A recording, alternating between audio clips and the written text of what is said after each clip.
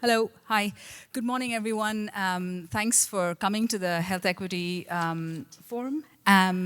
So we are very motivated researchers here, involved in research across diverse populations. And we're at this conference, and I think it's a good place to have conversations about where we see gaps and how we think we can address them. So our panelists here are, starting from here, Shivani Mishra, Peter Shepard, Mofat Narendra, and Kaya Wasak. Sorry about that.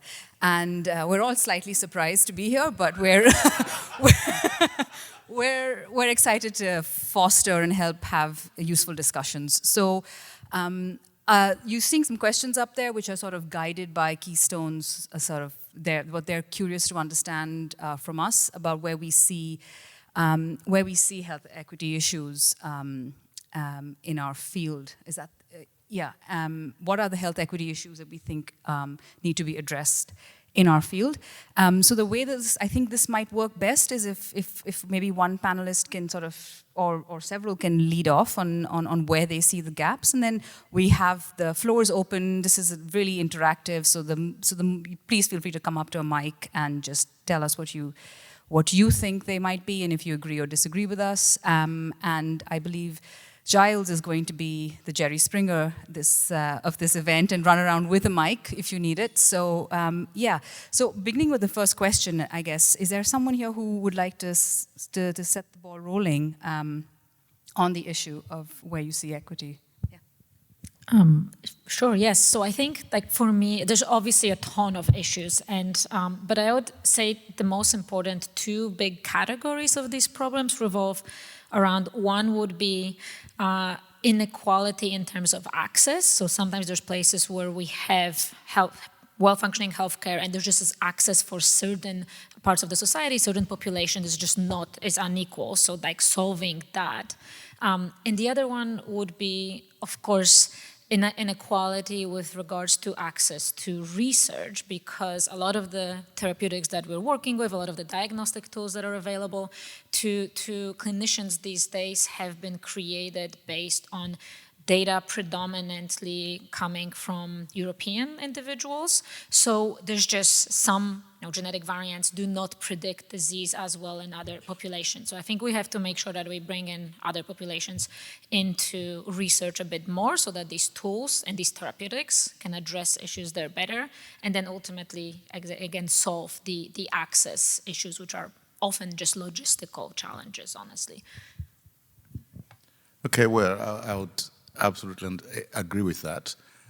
But I would add that the other element is the sheer burden of disease.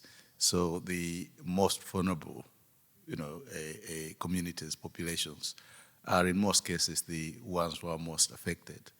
And we've learned over and over the last couple of days that manifestation of these conditions is actually different.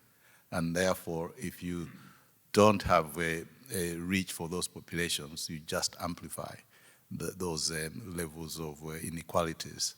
And I might also add that clearly capacity is a major issue. So in most cases, these populations are the ones who will not have the experts, are the ones who have got poor access to pieces of equipment.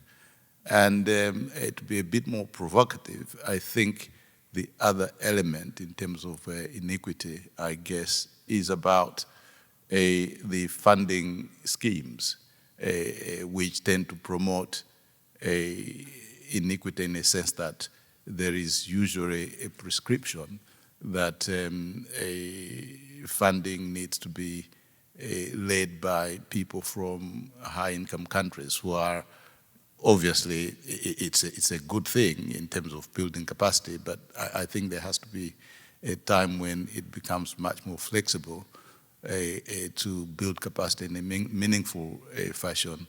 You can hold someone's hand for some time, but you have to try and let them a little independent as well. Thanks, Mofat. I guess the way I view it, we've seen some very interesting work presented from several nations and representing several ethnicities. But what I'm very conscious of as someone who, is an Indian citizen, I know how complicated it was for me to get here to this conference. And I just wonder how many types of research and sort of really in-depth, beautiful work that happens across the Indian subcontinent and parts of Africa, that just actually can't be presented at such forum. And so what are we actually missing out by organizing conferences in really difficult to get to places? And what inequities is that kind of embedding in the discussion we have now and the science we present and learn from? So I guess that's sort of my bit there. Thanks, Giles, for landing me with this one. I owe you one, or you owe me one. Yeah. I think Jose really summarized it really well yesterday, actually, in his talk. So if you were at Jose's talk, you've probably got all the answers already. But there are a lot of issues contributing to inequities in metabolic disease, and I agree with the ones that have already been mentioned. Cost of treatment is definitely a major one, and access to the new drugs. But there are many others that I'd like to bring up as well. Firstly, differences in the risk of even developing the disease, which Jose referred to yesterday, based on socioeconomic status, the type of work you're involved in, whether that involves physical exercise, whether it involves shift work and disruptions to your sleep patterns. All sorts of other things contribute to why certain people are going to be more at risk over and above any genetic or anything as well. And then there's another thing I think we've got to work out is better ways of allowing equity and access to the healthcare system, and that's not just by having enough, GP, primary healthcare services for people to go to, but to find ways that people will willingly interact with those healthcare systems in a way that actually benefits them medically. There's a lot of issues of systemic racism. There's huge problems in this space with stigmatization of metabolic disease. I mean, obesity is, for all of those of you who've read Giles's book, just a plug for your book here, Giles, anti-fat, fat phobia, and that is just rampant in our society and still is. And so a lot of people with these diseases hide or are ashamed of going forward. There's deficit framing in certain groups, where the whole ethnic groups are associated with metabolic disease, and then that contributes to a sort of a negative spiral downwards in terms of engagement. There is differences in the, we're starting to get to realize differences in male-female differences in the disease risk and profiles that probably are going to have to be addressed in terms of treatment outcomes.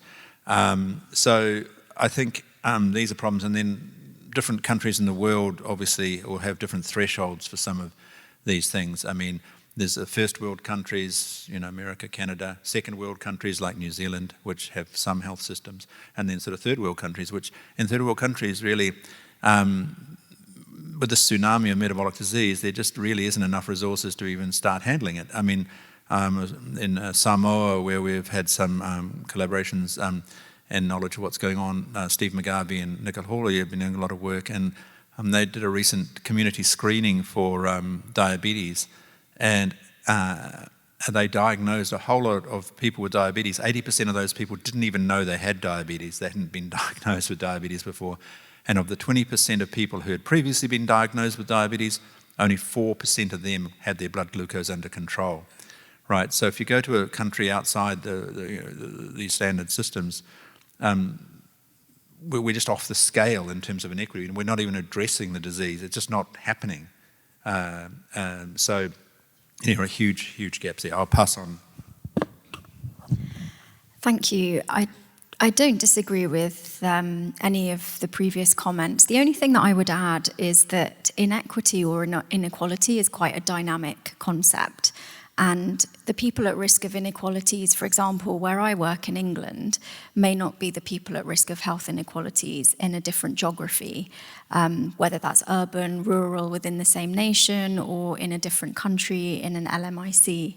And so I think when we talk about inequality through our lens, my lens is very much focused on ethnic groups in England, for example, that inequality may not be the inequality that people face in Bangladesh, for example, or Pakistan, where it might be something else. So I think we just have to be mindful that as a concept, it's dynamic in geography, in different population characteristics. And also, we've done some work in England that shows if we track quality of care indicators in people with type 2 over 10 years, the people who are experiencing inequality are different. It starts off to be minority ethnic groups, and it ends up being white British, the socioeconomically deprived white British individuals. So it's a very dynamic concept, and I think the point that I'm trying to make is that when we're thinking, because we're broadly talking about different ethnic groups and LMIC settings, what we see in our high-income country settings or wherever you're working may not map onto other areas.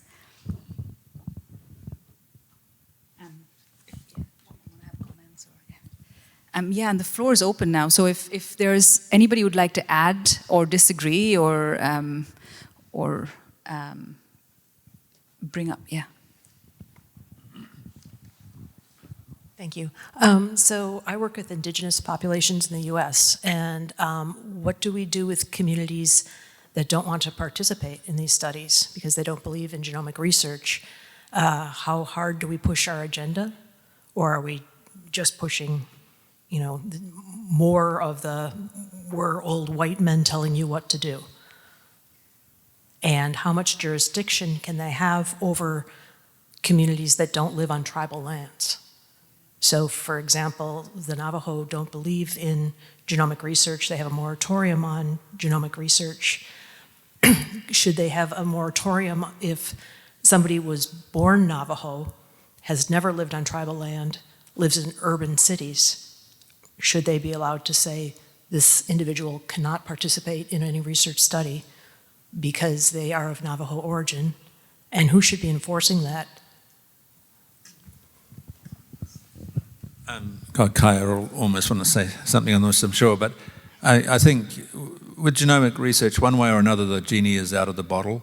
By that I mean, with this organised genomic research like we do as academics, but there's huge amount of voluntary participation in this with 23andMe and Ancestry.com, which people independently choose to participate in. And when you look at the numbers of different ethnic groups that they have in say 23andMe, where they publish that on their website, there's coverage of all sorts of groups who may not be engaging with academics in the research. So to some extent that genie is out of the bottle, you know what I mean? And over time it'll kind of become a moot point. But that aside, I think if you want communities to actually to benefit downstream from and actively participate in the benefits downstream, you've got to find ways for them to want to engage with it. Otherwise, they probably won't then engage with any outcome. Otherwise, they might not engage with any of the outcomes that derive from it anyway. So it's about involving them, convincing them, and over time, showing the benefits of genetics, which Steve O'Reilly's not here, so I can safely say, that millions have been spent on all these genomic studies, and we haven't got much to show for it yet, right? In most of the world, right? We've spent, in fact, billions we've spent on it, right? So until we start showing the benefits of genomic guidance of precision medicine, or for new treatment pathways, I think there will be skepticisms. I mean, I think there probably is a couple, if I might, a couple of things here. I think in answer to your question, compelling anyone to do anything is probably a bad idea. I think we probably agree with that. We immediately lose any engagement. And so how do we then engage? So I think a part of the problem is education with a small e, and I think actually is not only to specific populations that may or may not want to participate. I think societally, understanding what getting people with the science communication to actually understand what it can actually give us. Because there's a lot of Hollywoodization of what these things can give us, most of which is not true, obviously, or most of it's overstated. And so I think we as a community, regardless of whether or not we work with specific indigenous populations, probably have a role of actually telling us what does precision medicine mean, what does genomics, and what that can actually actually do, and hope that over time you get buy-in because of the soft sell, shall we say, of doing that. That would be my thought.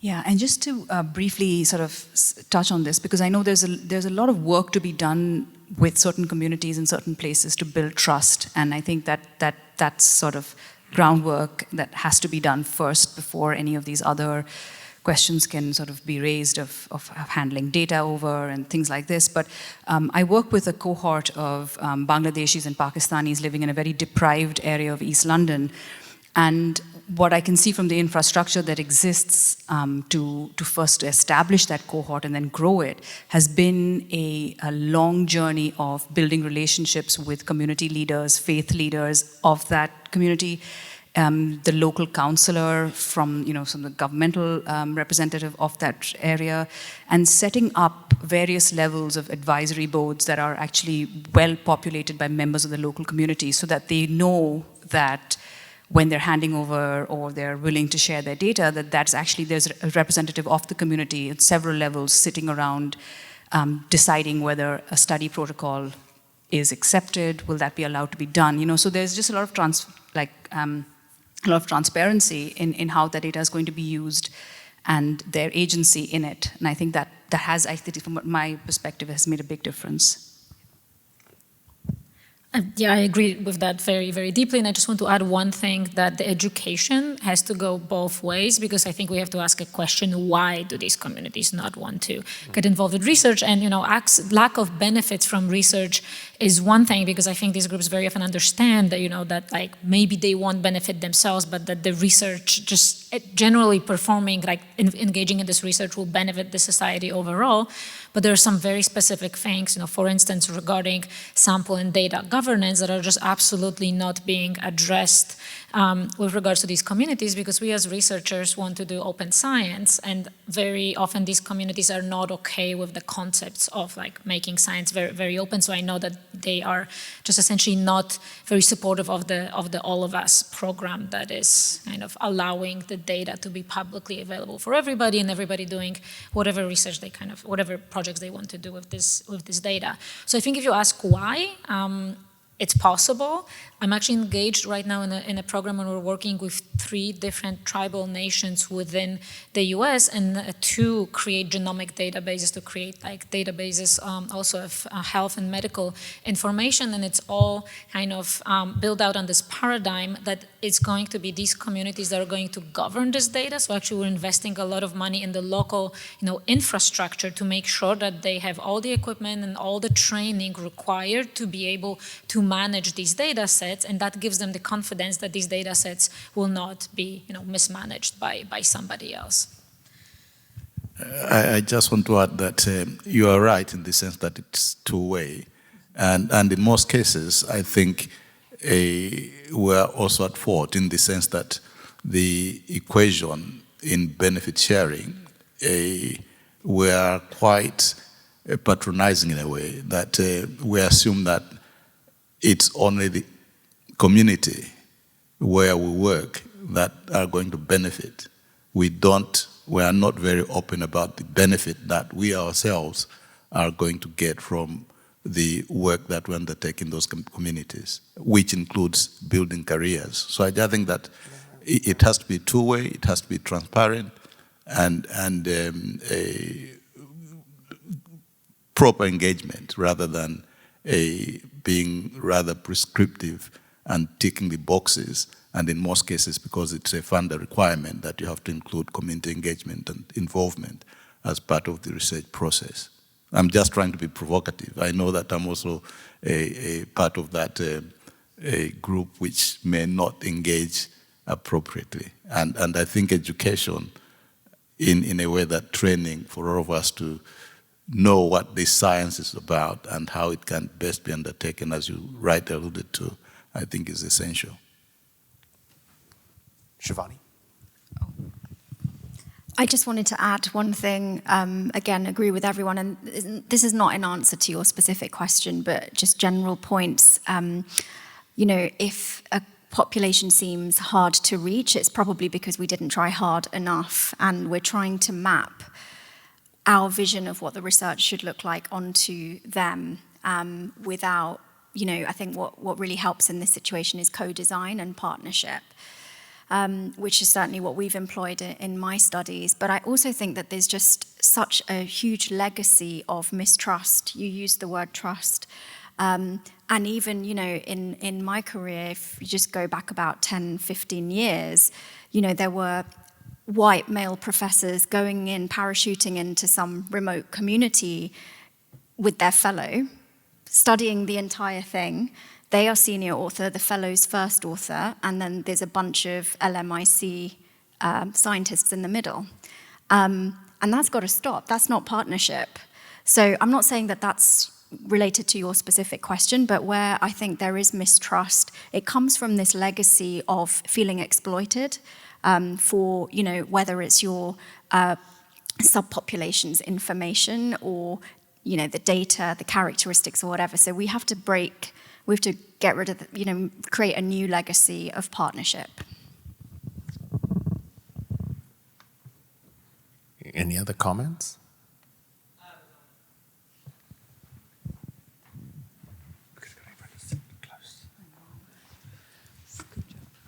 This is a research meeting, and appropriately, we're talking mostly about research. But the fruits of the research will eventually lead to interventions, and interventions require clinical trials. And the more differences we find in any segment of any population introduces complexities to how you would design the trial, how you would interpret it, and how you would accrue. And what thoughts do you have? What is the thinking on designing trials that take into account the research data being generated from segmented populations of different kinds? One idea that comes to mind is, of course, increased emphasis on post-market data, that you continue to collect that data and see how people respond. But responders, non-responders, degree of response, harm, all of those become factors. Yeah. I agree. I think to take your point back, I mean, if we look at the GLP-1 drugs now, that's 30 years of research have gone into getting them to the stage they are now of understanding the biology of that system. And as one of the major contributions that genetics is making is revealing new pathways and mechanisms that are important and therefore potentially new targets. But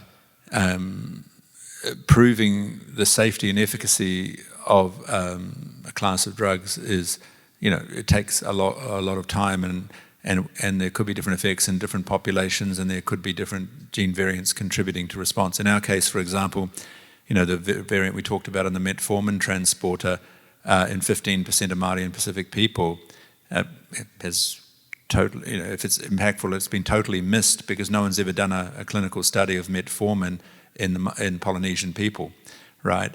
And even then, a gene variant at 15% might have been missed in the sort of in the fog of differences in clinical response. So we need to do, if we're going to implement precision medicine across the world, we need to start thinking about incorporating, these type of factors in the trials, genetic information, genomic information in trials. And we need to make sure there are diverse populations included in trials. And yes, we need follow-up after approval and implementation of drugs, post-marketing monitoring to be rigidly enforced across the world, which is much easier to do now than it was in the past because of the way medical health records, etc., are collated. But I think the companies probably don't want to do that because they don't want to, it's not always good to find bad news. So whether or not it'll become a reality, I don't know, but I agree it should be done. Sorry. Yeah. Any other comments of this first question?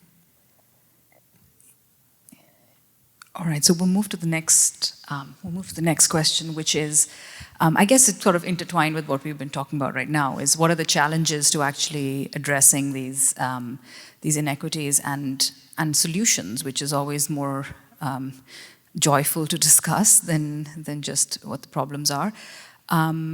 yeah, I'm happy to hear where I think we've seen some really good examples actually even from the work that Kaya sort of presented yesterday, and so many members from research organizations in New Zealand are sort of building these very transparent models of research in underrepresented populations, and I think that's an example that we should learn from and learn to follow. But I'm keen to hear what others think, if anything, about potential solutions to these inequalities. Okay, Giles has an answer. I mean, this is work. If I might just start, we don't have to think huge. This is just my opinion. But also small. I think one of the problems is actually the healthcare profession as a whole. I'm not pointing fingers at doctors. And I think if we pick up on Shivani's point about what does equity mean or inequity mean, and it actually is going to be area to area, and there needs to be cultural sensitivity across all barriers. It's just a classic example. So I teach the first year clinical medics about how to deal and how to speak to someone about nutrition and diet and stuff. And I always tell them that, look, so for example, Mrs. Khan comes Mrs. Lee comes into the clinic, she has obesity, she's got type 2 diabetes. She needs to eat more fiber, for example. And I think, how do you then get to eat more fiber? What kind of, I can imagine, what kind of rice do you eat? We eat white rice, you need to eat brown rice. See, that's the kind of advice that will never work. I can promise you for free, Chinese people don't eat brown rice. And so it's a classic example there of actually try to be culturally sensitive in all its meanings when you're even trying to give health advice. So I think there has got to be some onus to my mind, on the medical profession when they're offering advice, even something as benign as you might think of the kind of rice you might eat, to having the person in front of you not listen to you at all and therefore not actually pick that up. So I think I'm going to start with something small. I think the medical profession, and I think just the small things of trying to understand the human being in front of you and what kind of advice you might actually want to give. Yeah, that's exactly right, and that's what Peter also mentioned. Stigmatization often by doctors when it comes to certain disease areas. That's what we found in our project in Tahiti, that essentially a lot of patients didn't go seek medical advice because there's this stigma associated with gout, when essentially the doctors would say, you're drinking too much, you're eating unhealthy.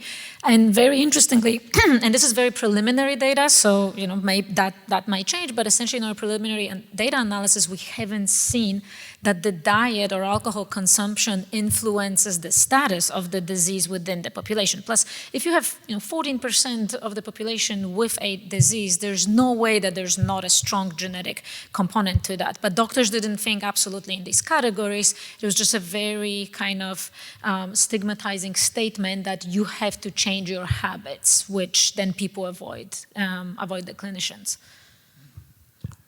But in general terms, I would have thought that some of the issues that we discussed regarding inclusion, to make sure that these marginalized populations are included in an equitable manner in terms of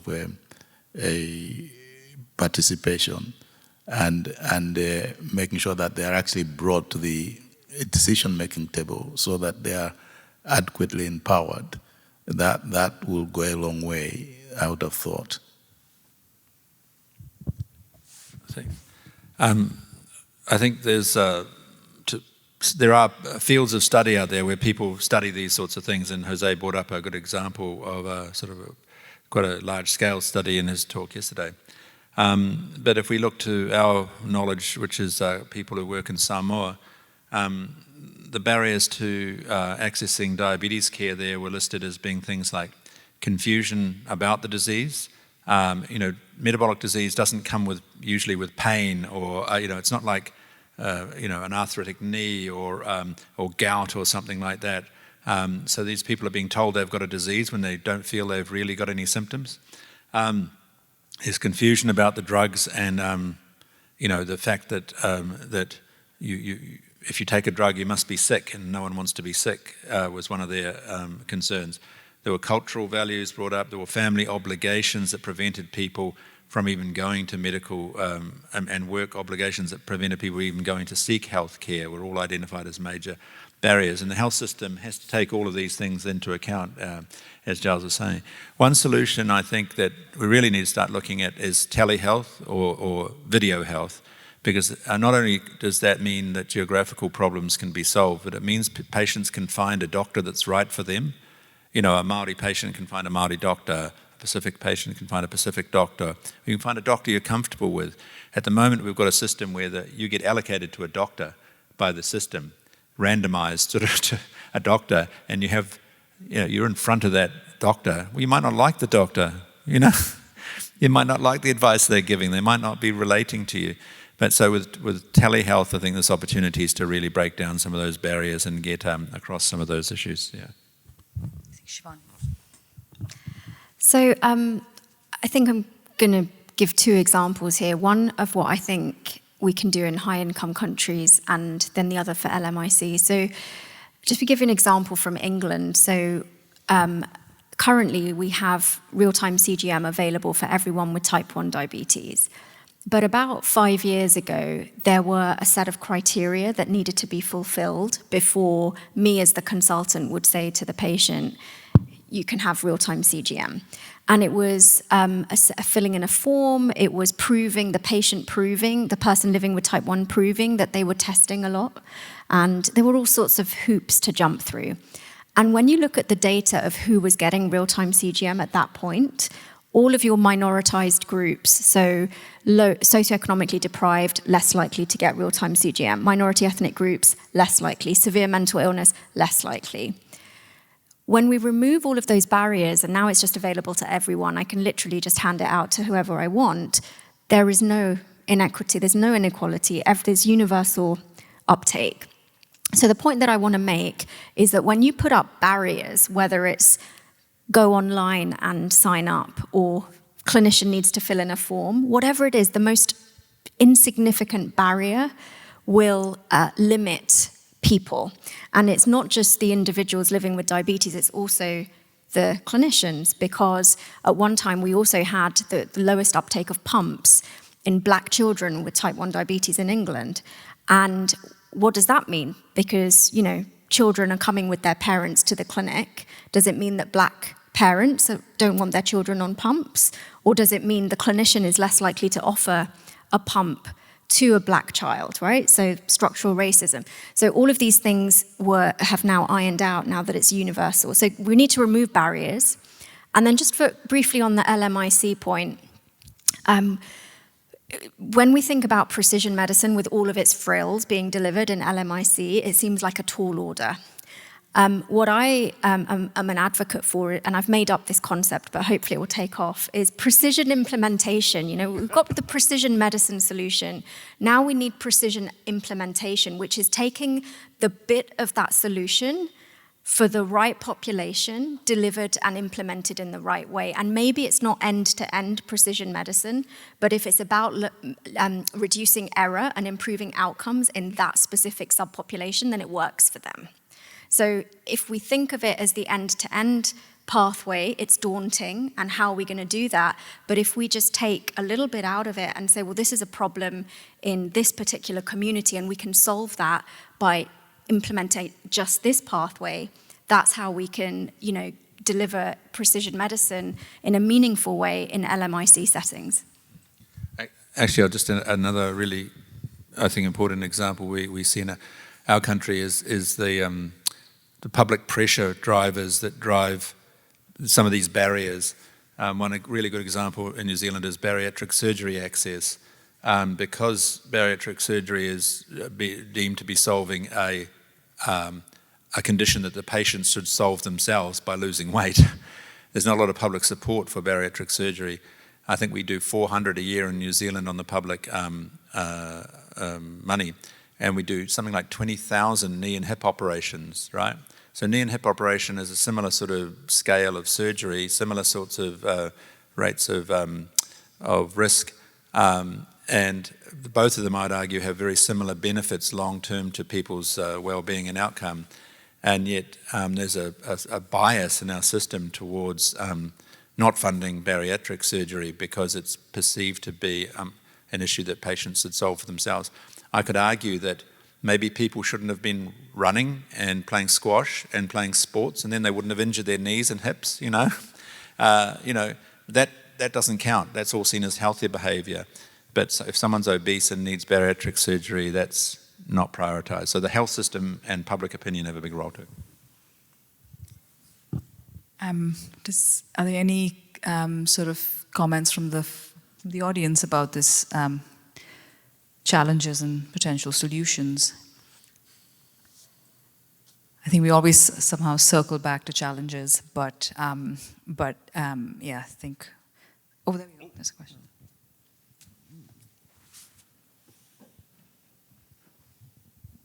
Thank you. So just going back to Shivani's point, so I'm an endocrinologist in New Zealand, and I think we have seen very similar things in terms of outcomes on pumps and access to pumps in New Zealand. So there was a recent audit which showed that Māori in New Zealand with type 1, so we currently have basically kind of funding for everyone if they meet certain criteria. But really only about 10% of Māori who would meet that criteria are actually currently accessing a pump, and we're hoping that these criteria will change shortly this year. But what has happened over the last couple of years is we have finally got access to SGLT2 inhibitors and GLP-1s in New Zealand, and there has been a real emphasis on trying to ensure that there is appropriate access for Māori and Pacific.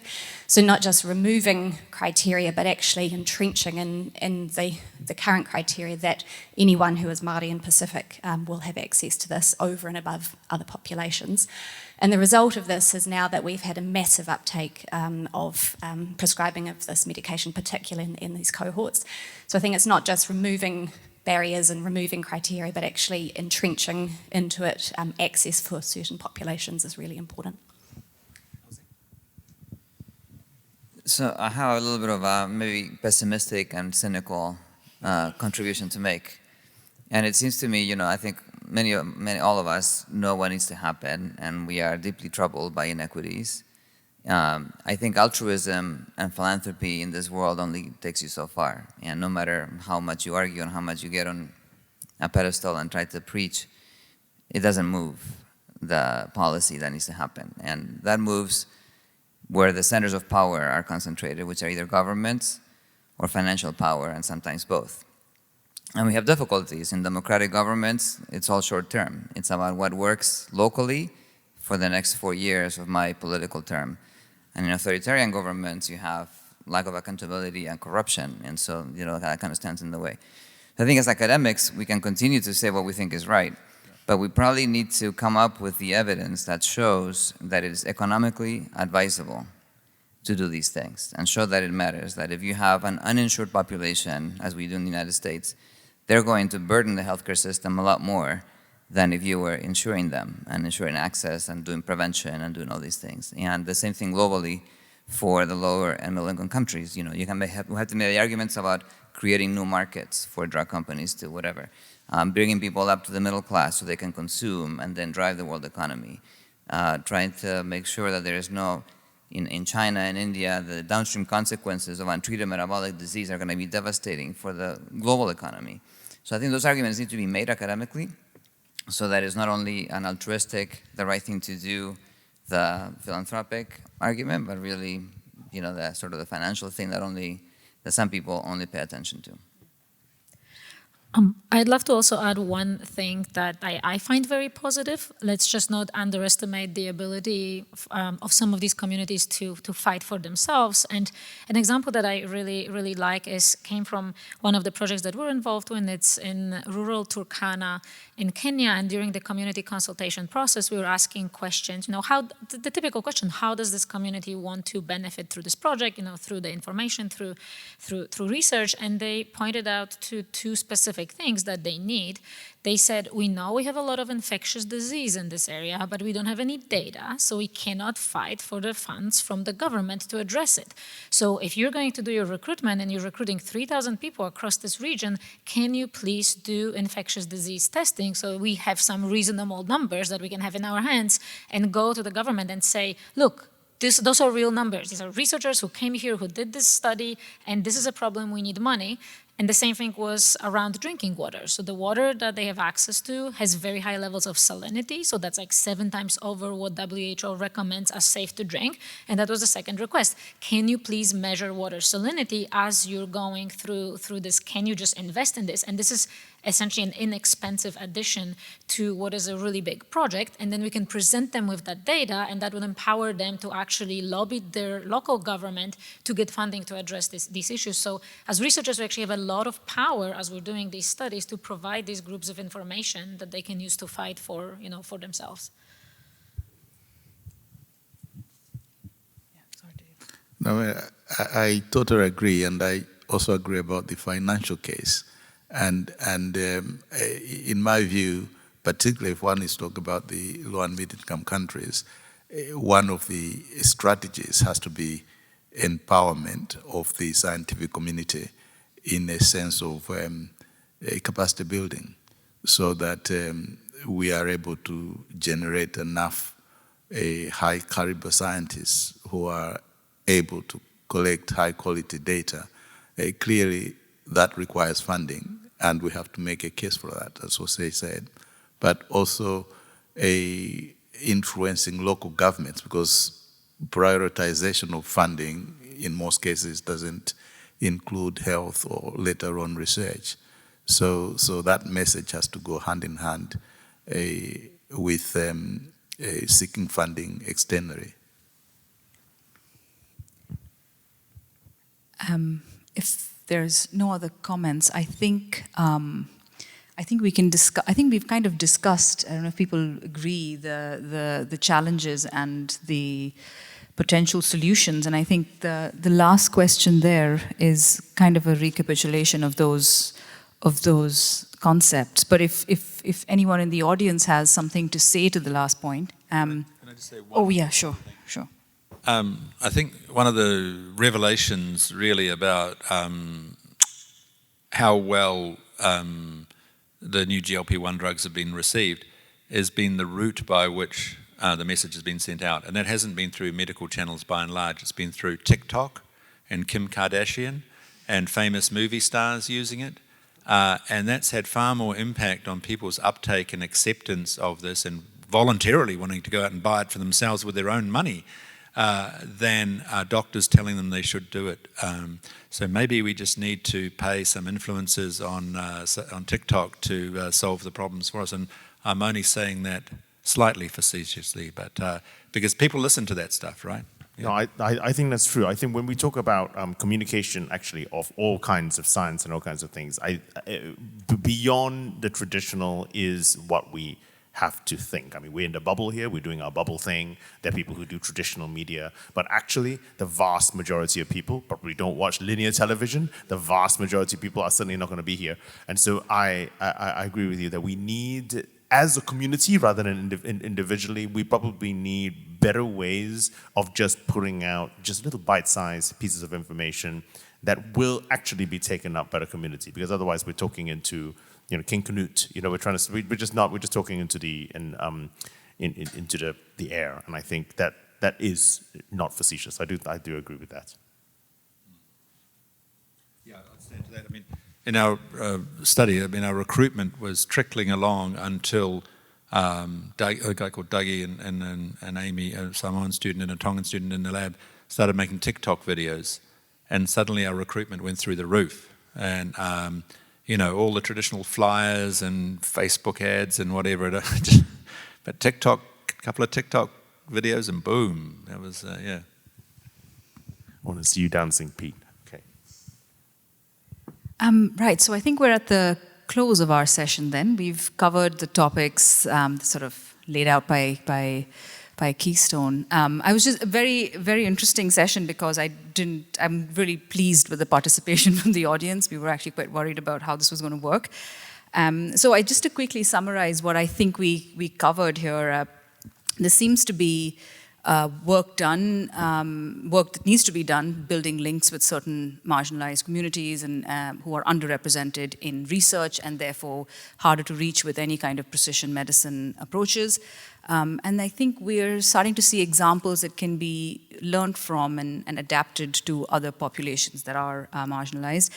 I think something very interesting that the comment Jose made was something that sort of came up in the cardiometabolic session earlier this morning, is you see these scales of data that sort of Shivani alluded to, and it's kind of frightening and impossible to try and create those kinds of biobanks and resources in countries that are developing diseases with different pathophysiologies or different burdens of different pathophysiologies. And so I think maybe one of the solutions might be to sometimes have sessions like these that are attended by health economists and people who can help us put evidence together that is on a scale that is not what we're thinking about, but what they can probably help communicate more structurally and fundamentally, because these do require policy level changes, and that can only happen at the very highest levels beyond our understanding, I think. And yeah, I think that might be something constructive do. Sorry. I just think you should all run for parliament or for government in your local areas, because we need more scientists and doctors in these organizations. I mean, how many scientists do we have in the US Senate or the British Parliament? I mean, probably none, right? So, we need to take more active roles. All right. Jose for senator. All right, so I'll close the session then. Thank you all so much for attending. Thank you.